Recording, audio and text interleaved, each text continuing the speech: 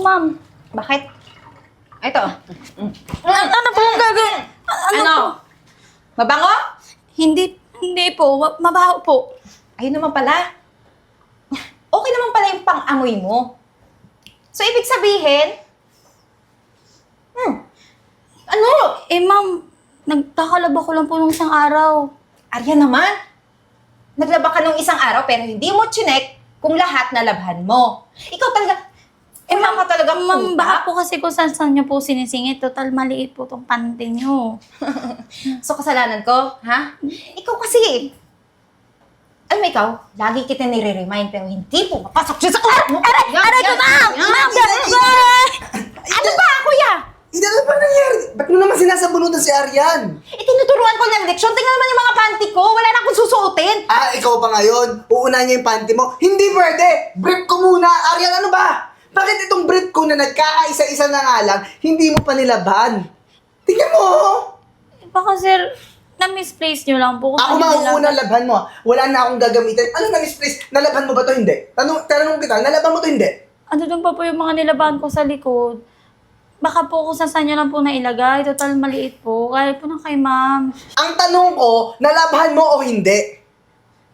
Nalabahan po. Hindi ka sigurado, nalaban mo ha? Nalaban mo to. Bakit may igit? Ayan no, dilaw na dilaw yung igit. Ha? Kainin mo yung igit. Kuya, anong sa'yo? Dapat yung akin wala na akong susuotin, no? Bakit may igit ba yung panty mo? Wala, regla. Meron. Anong mas malala? Akin, di ba? Sabay, alam mo ikaw, kaya ganyan lang yung trabaho mo eh. Ha? Kaya ganyan lang yung estado ng buhay mo. Hindi ka naaangat. Kasi konting ganyan lang, di mo pa magawa. Alam mo, tama lang yung ginawa mo dyan eh, para magtanda. Pasensya na po, sir. Ma'am, lalabang ko na lang po. Oo, umalis ka na. Sige po. Buisit talaga yung katulong na yan. Wala na. Eden, Bakit?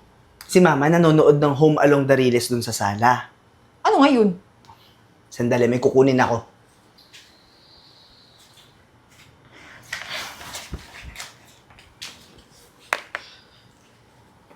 Ano yan?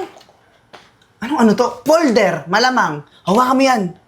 Hawakan mo! Salamin dyan ni Mama. Itong folder na to, inasikaso ko na to matagal na. Eden, itong authorization letter na mga to, para makuha natin yung pension ni Mama, ipapalamsam natin, malaki din yung makukuha natin na yun. Teka lang, kuya. Nag-iisip ka pa? Baka naman makulong tayo dyan. Ikaw ang di nag-iisip, ayaw mong yumaman? Gusto, syempre. Gusto mo ganito na lang yung buhay natin lagi? Baka nga mamaya si Mama umiihi na sa lawal niya, tayo pa maglinis. Gusto mo ba maging katulong, maging caregiver ng nanay natin? Ayoko, no?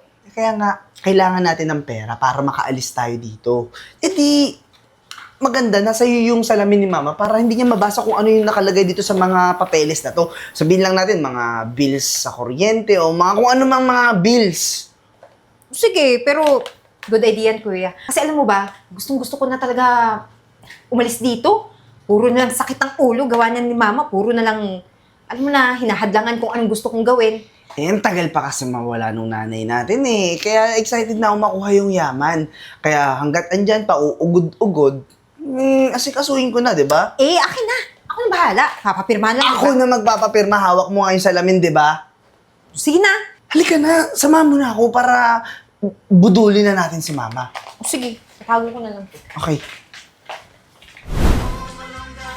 Ang ganda ng pinapanood mo, Ma.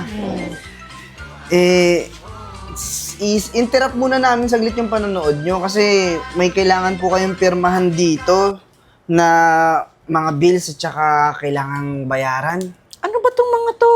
Ma, yung mga bills nga yan, yung mga, ano ba mga bills natin? Kuryente, internet, yung mga credit card. Bakit ako pa ang pipirma nito? Syempre, nakapangalan sa'yo, di ba? Nagiging responsable lang naman kami bilang anak mo, Ma. Hanapin niyo yung salamin ko. Huwag na, Ma. Hahanapin na naman. Alam mo dito, ituturo ko sa'yo, ha? Ayan, itututok ko na lang yung kamay mo para mapirmahan nyo po.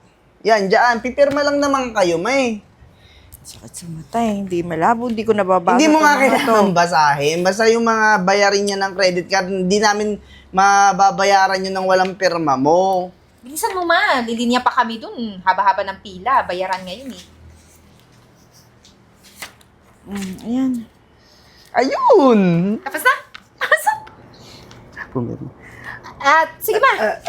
Mauna na kami kasi Oh, baka... Alis kayo. Mauna na. Ayusin na namin. Mag-iingat kayo, ha? Sige ma, enjoy. Oh, sige.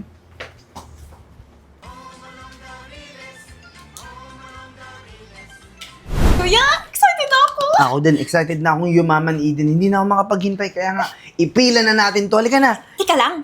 ID. Baka hanapan tayo ng ID ni mama. Hindi naman ako kasing liit ng utak mo. Malamang, dala ko yung ID. Ito nga, ID ni Mama. Ito, Naninikurado lang. Eden kasi, ang gusto ko lang talaga mangyari, pag nakuha na natin tong pera, edi mag-ibang bansa na lang tayo. Doon tayo maghanap ng trabaho. Ay, ikaw kung magtrabaho, lahat ng makukuha nating pera, gagastusin natin doon sa mga gala natin. Alam mo na. Yun nga. Edi mas mabuti. O tara, saglit. Ay, si Arian ba yun? Hoy! Hoy! Shh, Arian! Anong ginagawa mo dito? Ano ginagawa mo dito sa SS? Nakapila po. Ha? Bakit? Bakit ka nakapil? Di ba pinaglalaban ka namin, di ba? Tapos na po ako maglaba. Ha, bilis ha? Magbabayad po ng monthly contribution ko. Ano? Binibigyan ka ni mami ng ganon para makabayad sa SSS? May benefits ka? Binibigay ni Mama? Opo, para pagtanda, may magandang benefits. May magandang pension na makukuha. Tapos, pag nag-maternity ako, may makukuha din ako. Tapos, yung lansam malaki yun. Pag tumanda ako. Hoy, ngarap ka. Feeling anak, may mga ganong binibigay si mama sa'yo. Kapal mo naman. Hindi po, required po yun sa sahod ko. Dinededuct po yun. Lahat po ng katulong ngayon, kailangan magbayad na yung amo nila ng contribution sa SSS. PhilHealth, Pag-ibig. Alam mo, umuwi ka na. Kasi may ilalakarin kami ngayon eh. Mas mabuti umalis ka na muna ngayon kasi sinisira mo yung araw namin. Tsaka si mama, walang magbabantay May doon. ibang araw, may iba pang araw Aray! pwede ka magbayad. Umalis ka na dito, umalis ka na. Ngayon po kasi ako magbabayad. Ma? Ma'am, Bakit kayo nandito? Ikaw po, bakit kayo nandito? Kailangan nagpapahinga lang kayo sa bahay. Oo, Kami ang mama. makasikaso nitong bayarin dito. Chinecheck ko yung lansam ko. Ma? Lansam. Ay, ito dahil... Okay, Ikaw! Oh, hawak mo yan, di ba? Akin na nga yan, pati ID ko. Maigi na lang, nasabihan ako ni Arian. Kung hindi si Arian nagmalasakit sa akin, anong klaseng mga anak kayo? Ikaw? Ikaw yung chismosang nagsabi kay Mama? kasi po mali po yung binabalak nyo eh. Paano na lang kung walang chismosang kasambahay? Ha? Kayo na mga tunay kong anak, mga kadugo ko, bago ko kayo napalaki na pag-aral, nung matanda na ako, basta nyo na lang ako lalayasan. Ganun ang gusto nyo mangyari. Teka lang, ma. Kasi ang iniisip lang namin para sa future namin. At ikaw naman, napakasip-sip mo talaga, ha?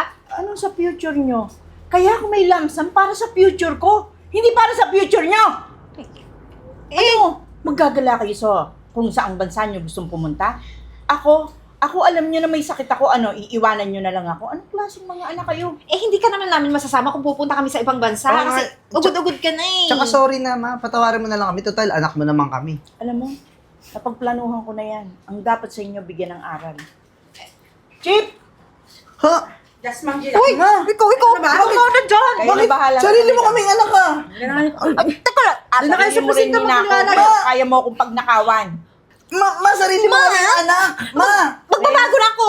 Eden, alam niyo sobrang mahal ko kayong mga anak. Pero hindi ko pwedeng itolerate yung ginagawa niyo. Kaya niyong pagnakawang sarili niyong ina.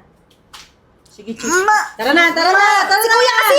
Ikaw naman dapat makulong eh. Ma! Ma! Pasensya na po, mama. Napakulong niyo po yung sarili niyong anak dahil po sa sumbong ko. Hindi ako nagsisisi sa ginawa ko, Arian. At sobrang salamat sa ginawa mo sa aking pagmamalasakit. Kasi kung hindi ko sila bibigyan ng aral, hindi sila matututo. Tama lang yung ginawa mo. Hayaan niyo po, ma'am. Habang nagre-reflect po sila sa kulungan, ako po muna titingin sa inyo. Alika, tara na umuwi. Sige. Salamat, Arian. Sige po.